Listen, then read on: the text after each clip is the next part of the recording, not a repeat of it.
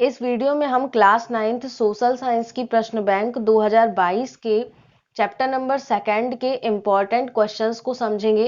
इस चैप्टर से आपके एग्जाम में 2 नंबर का एक क्वेश्चन आना है। तो देखते हैं आपका पहला क्वेश्चन क्या है। मानव पूंजी निर्माण को समझाइए।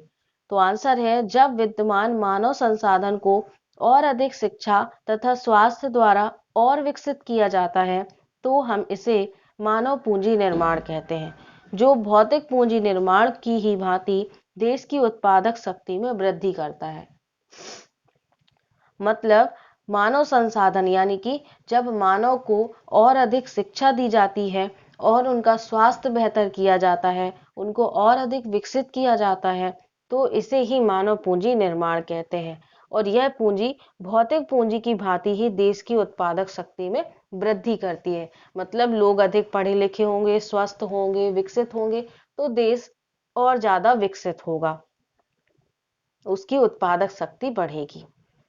फिर इसका अगला इंपॉर्टेंट क्वेश्चन है, अर्थव्यवस्था क्या है। तो अर्थव्यवस्था एक क्षेत्र है जहां आर्थिक वस्तुओं एवं सेवाओं के माध्यम से आर्थिक गतिविधियों का निष्पादन किया जाता है। जब हम किसी देश को उसकी समस्त आर्थिक क्रियाओं के संदर्भ में परिभाषित करते हैं तो उसे हम अर्थव्यवस्था कहते हैं।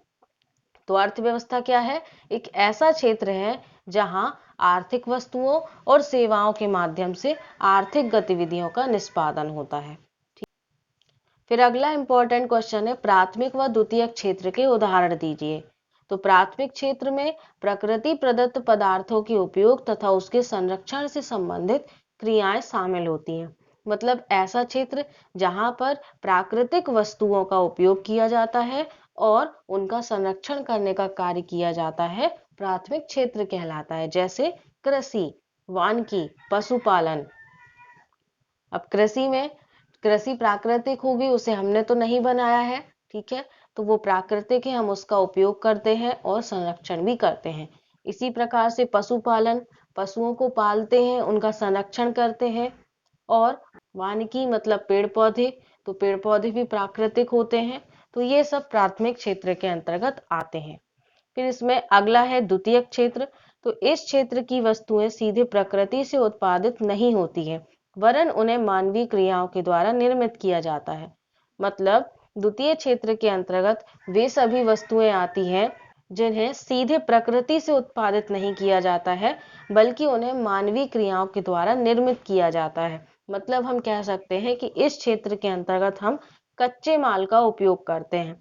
कोई भी सामान बनाना है तो उसके लिए हमें सामग्री चाहिए होती है, कच्चा माल चाहिए होता है, वही इस क्षेत्र के अंतर्गत आता है। फिर उस कच्चे माल को फैक्ट्रियों में ले जा करके उससे दूसरा सामान बनाया जाता है, तो वह द्वितीय क्षेत्र के अंतर्गत आता है। द्वितीय क्षेत्र में उत्खनन और विनिर्माण से संबंधित क्रियाएं शामिल होती हैं। यहाँ पर बताया गया है कि इस क्षेत्र में कौन कौन सी क्रियाएं शामिल है। तो उत्खनन शामिल है और विनिर्माण मतलब कि किसी भी चीज को बनाना, उससे संबंधित क्रियाएं शामिल है। तो ये इस चैप्टर के इंपॉर्टेंट क्वेश्चंस हैं। आई होप कि आपको समझ में आ गए होंगे। अगर आपको क्वेश्चंस अच्छे से समझ में आ गए हैं तो वीडियो को लाइक कर दीजिए और अपने फ्रेंड्स को भी ज़्यादा से ज़्यादा शेयर करिए। नेक्स्ट वीडियो में हम अगले चैप्टर के इंपॉर्टेंट क्वेश्चंस को समझेंगे। तो अगर आपने अभी तक चैनल को सब्सक्राइब नहीं किया है तो चैनल को सब्सक्राइब करके नोटिफिकेशन बेल आइकन को प्रेस करके ऑल पर जरूर क्लिक कर दीजिए, ताकि आपको आगे आने वाले वीडियोस की भी नोटिफिकेशन मिल सके। तो मिलते हैं नेक्स्ट वीडियो में। Thanks for watching this video.